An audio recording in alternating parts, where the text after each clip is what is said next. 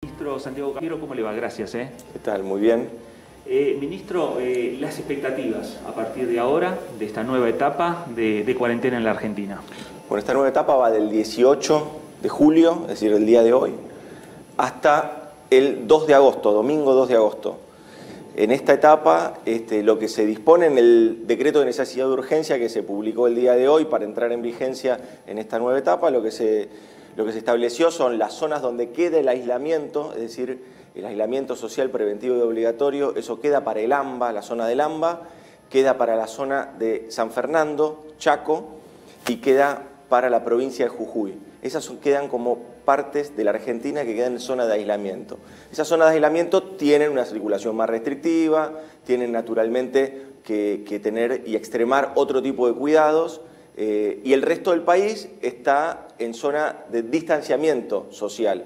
La zona de distanciamiento social lo que implica es que las autoridades provinciales o jurisdiccionales son las que van autorizando y reanudando la vuelta de actividades tanto comerciales o económicas o sociales. En ese sentido hay que poder distinguir hoy el marco normativo, cómo queda establecido durante este tiempo hasta el 2 de agosto.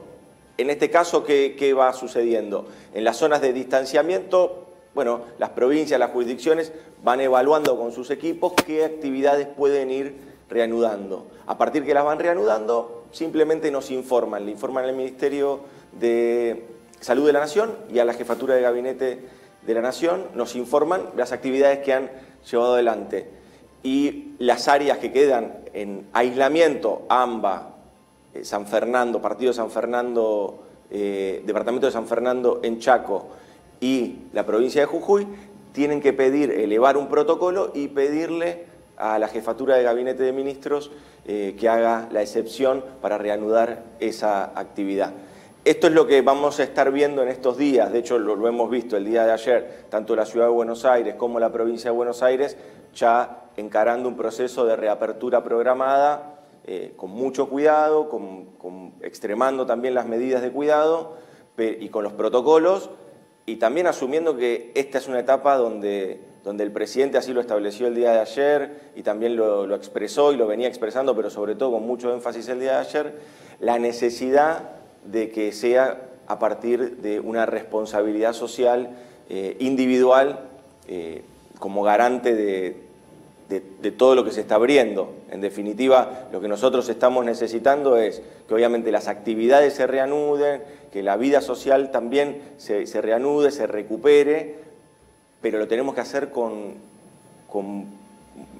paulatinamente, lo tenemos que hacer con cuidado, lo tenemos que hacer cuidándonos a nosotros, cuidando a los terceros, y ese es el llamado que se hace el día de ayer. Claro, principalmente porque la cuarentena, como tiene aperturas, también puede tener retrocesos.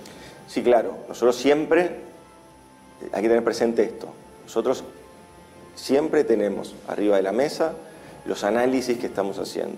Los análisis son, por un lado, la velocidad de contagio, por otro lado, la velocidad de propagación del virus, son diferentes estadísticas. Por otro lado, lo que tenemos es la tasa de ocupación de unidades de terapia intensiva, la tasa de ocupación de internación general, los insumos médicos. Es decir, tenemos una gran cantidad de información. Un vector de contagio que es importante que siga también y que va a continuar restrictivo o donde solo se puede utilizar para las actividades esenciales, que es el transporte público. Ese es un vector de contagio que lo que vimos alrededor del mundo es un vector de contagio muy, muy peligroso.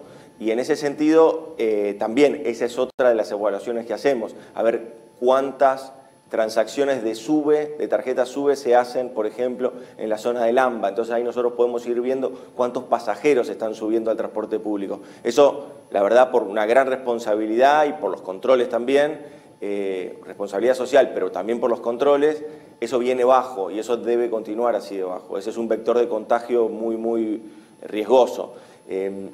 Con toda esa información, nosotros vamos evaluando cada reapertura que se va haciendo, cómo impacta en esas variables que te acabo de comentar, cómo impacta. Entonces, si alguna de las variables empiezan a prender las luces de alarma, bueno, naturalmente que ahí nosotros vamos a tener que continuar con esta política que hemos encarado, que es fundamentalmente la de cuidar la vida, esta ética del cuidado que va a hacer que nosotros tengamos que volver para atrás si es necesario. Claro. Ministro, algunos dicen que a partir de la pandemia hay costumbres que llegaron para quedarse a partir de estos meses.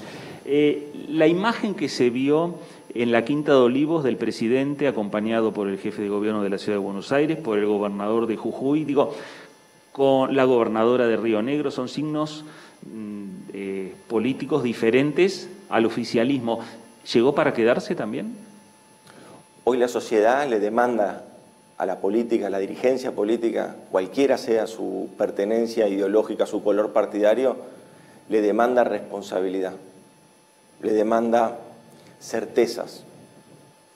¿Y qué certeza daríamos nosotros o qué responsabilidad tendríamos nosotros si no tendríamos la capacidad de dialogar, de coordinar políticas?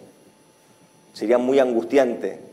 Lejos de aliviar la política, la angustia que están teniendo las familias, la profundizaríamos. Entonces nosotros tenemos que hacer y seguir haciendo hincapié. El presidente fue claro.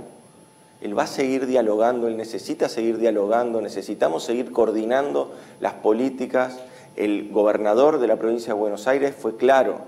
Durante 15 días se llenaron los diarios de noticias de que la Ciudad de Buenos Aires quería ir para un lado y el gobernador de la provincia de Buenos Aires quería ir para otro. Ayer el gobernador hizo una explicación concreta de cómo se está viendo y cómo se está trabajando cooperativamente entre la Ciudad de Buenos Aires y la provincia de Buenos Aires.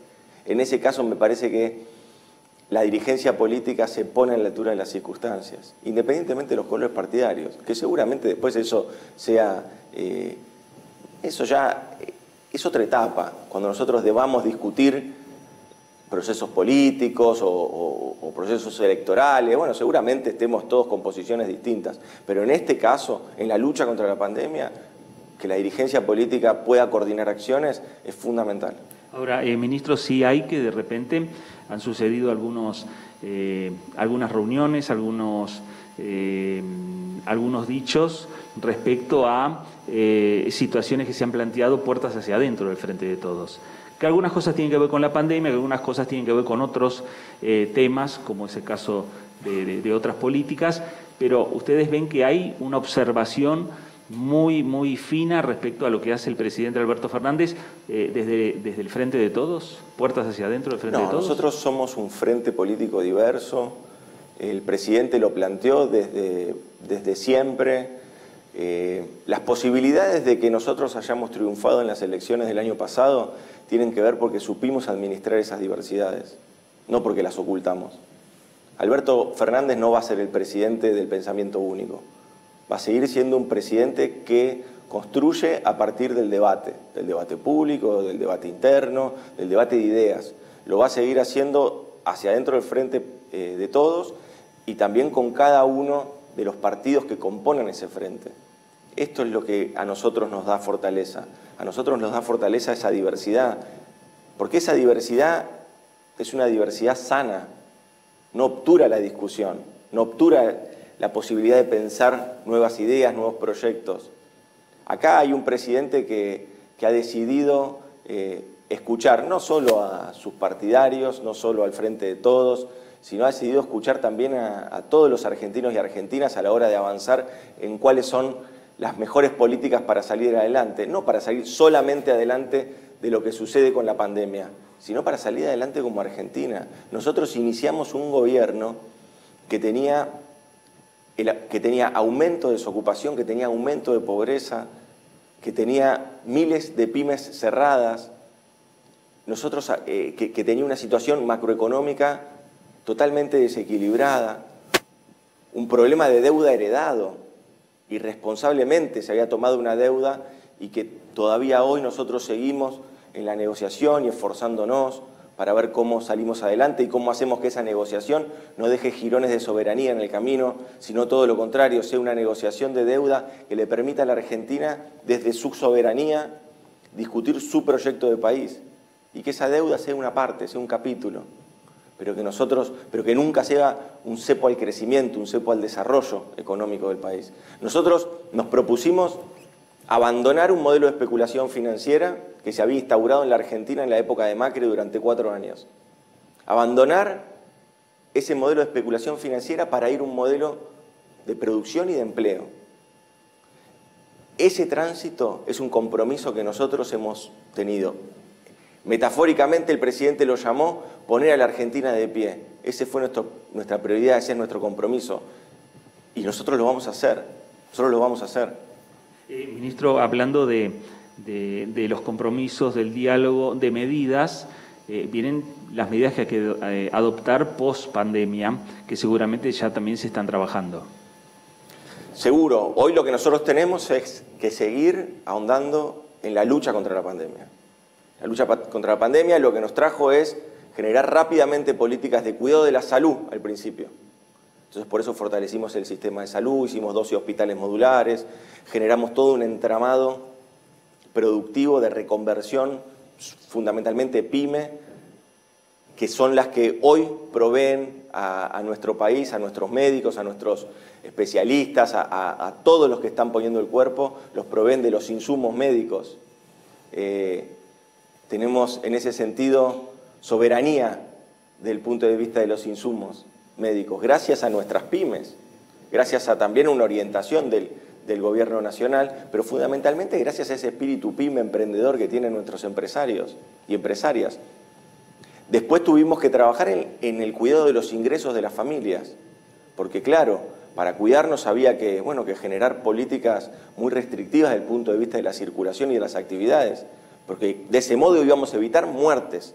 Lo que se estaban jugando eran vidas argentinas, siguen siendo las vidas, lo que sigue estando hoy en riesgo permanente con respecto a la lucha contra la pandemia. Se tuvo que trabajar entonces en los ingresos familiares y se hizo el ingreso familiar de emergencia. Casi 9 millones de argentinos y argentinas hoy han cobrado ese ingreso familiar de emergencia. Se ha trabajado también en el cuidado de nuestras pymes, de nuestros comercios. Se han desarrollado líneas de crédito. Se ha recompuesto el crédito en Argentina para el sector productivo. Más de 360.000 millones de pesos se dieron en líneas PYME al 24%, cuando el año pasado esas tasas eran imposibles, porque era un modelo de especulación financiera. También trabajamos con el programa de asistencia al trabajo y la producción. Ahí millones de argentinos, entre 2 millones y medio de trabajadores, tuvieron en su cuenta bancaria una leyenda que decía que era un aporte del Estado Nacional, el salario social, el salario complementario que pagaba el 50% del salario de ese trabajador, donde 97% son pymes esas empresas, donde el 94% son empresas de menos de 25 trabajadores y trabajadoras. Así que nosotros fuimos avanzando en muchas políticas de cuidado. Ahora viene también una etapa de la recuperación. Nosotros tenemos que continuar con las prioridades que el presidente va fijando. El presidente ayer nos convocó fuertemente a que cada uno tiene que seguir cumpliendo su rol en esta tarea, no los funcionarios, los argentinos y argentinas. Cada uno tenemos que cumplir nuestro rol social, nuestro rol histórico en la lucha contra esta pandemia y vamos a ir de a poco recuperando. ¿Recuperando qué? ¿La economía? Sí, claro. ¿Las pymes? Sí, claro. ¿Los comercios también? Pero también recuperando los abrazos, recuperando la vida social. Y todo eso nosotros lo vamos a ir pudiendo hacer con el acompañamiento de la gente. Con el acompañamiento de la gente. Esto no son medidas que toma un gobierno. Estas son orientaciones, prioridades, medidas de gobierno que la sociedad argentina está acompañando. Ministro, cuando usted está relatando, en definitiva, qué políticas están desarrollando el gobierno en el medio de esta pandemia, en el medio de esta cuarentena, ¿cuál es la reflexión que usted tiene cuando ve documentos, por ejemplo, que dicen que la democracia está en peligro, que la cuarentena la llaman infectadura, a partir de lo que ustedes están haciendo? Me parece que es muy injusto lo que se está haciendo. Me parece que es muy injusto porque se le falta el respeto a la gente, se le falta el respeto a las familias argentinas que continúan con las políticas de distanciamiento, con estos cambios de hábito que habíamos hablado, y que estamos, obviamente que todos estamos cansados con el tema de la pandemia, pero tenemos que seguir luchando, no tenemos que bajar los brazos. Para el resto que trata de hacer política con esto me parece que es bastante irresponsable, pero ya lo he dicho en otra oportunidad. Yo creo que, así como cree el presidente, de que hay que poder separar a los opositores. Hay opositores con los que sería injusto que nosotros pongamos a todos en la misma bolsa. Hay opositores con los que se puede trabajar, con los que se avanza, con los que se disiente.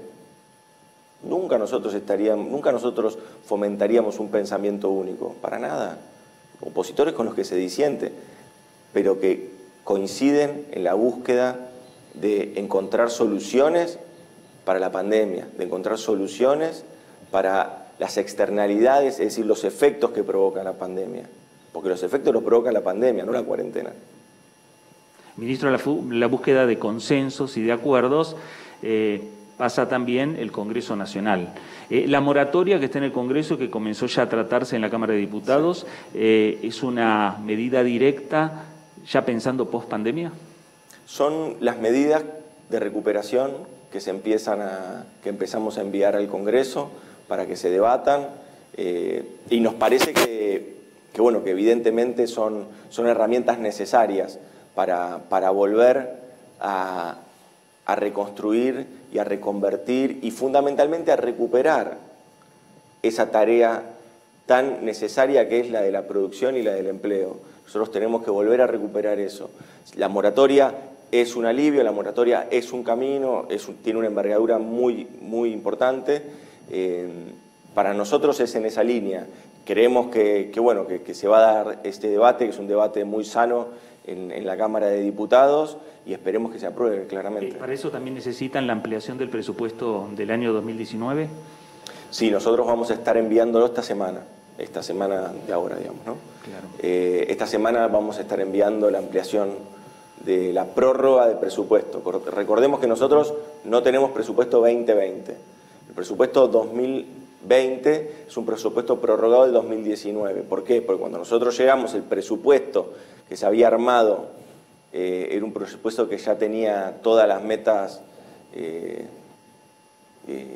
distorsionadas, ya no era un presupuesto que no servía, era un presupuesto que se había hecho antes de lo que fue el reperfilamiento que hizo el gobierno anterior, que había pateado todas las deudas. Es decir, era un presupuesto que ya no cumplía prácticamente con ningún parámetro de equilibrio macroeconómico, no cumplía con ningún parámetro en general, había pateado todos los problemas para este año, no había cumplido con nada de lo que se había propuesto. Es decir, era un presupuesto que era muy difícil de tratar, y aparte nosotros lo que necesitábamos era justamente romper la lógica. Ese presupuesto tenía en su hoja de ruta, un presupuesto es una hoja de ruta, en su hoja de ruta tenía un modelo de país que era un modelo de país de especulación, orientado a la especulación.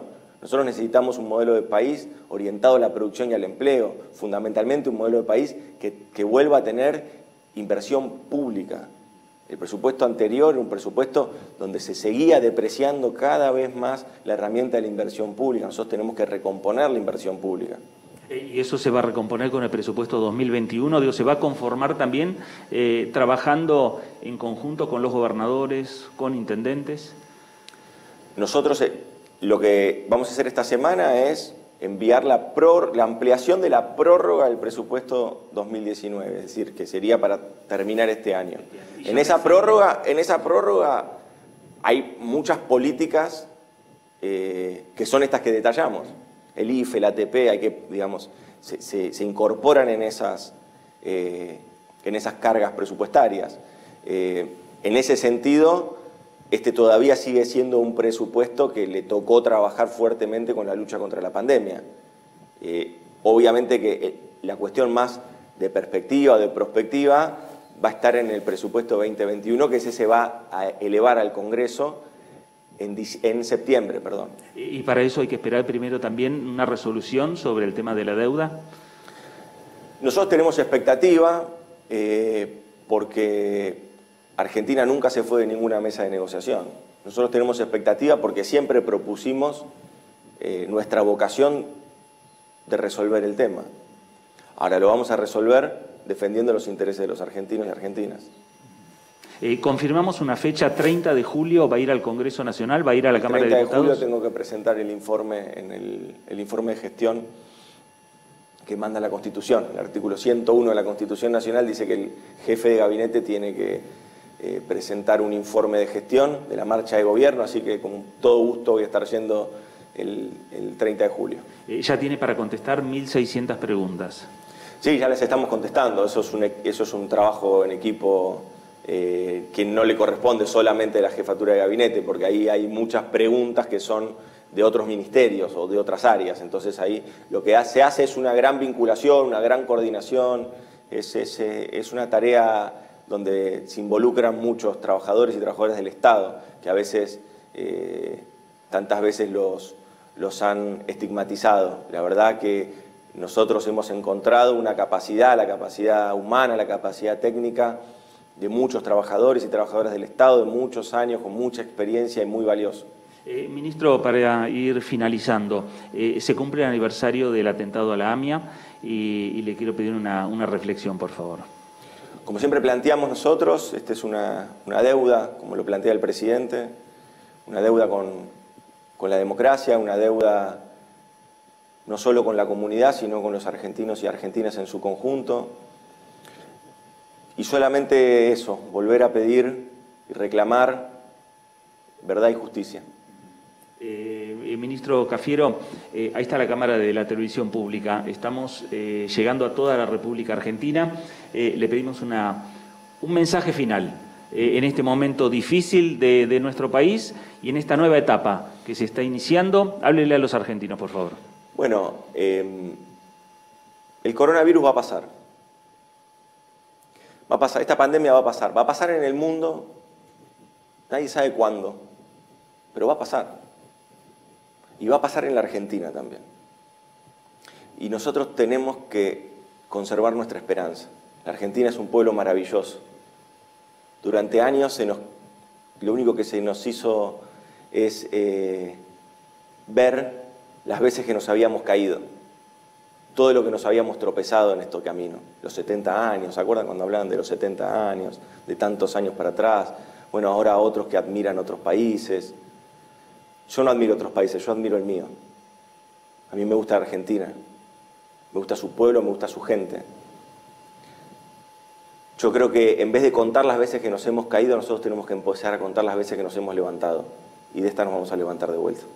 Ministro Cafiero, gracias. Gracias a vos.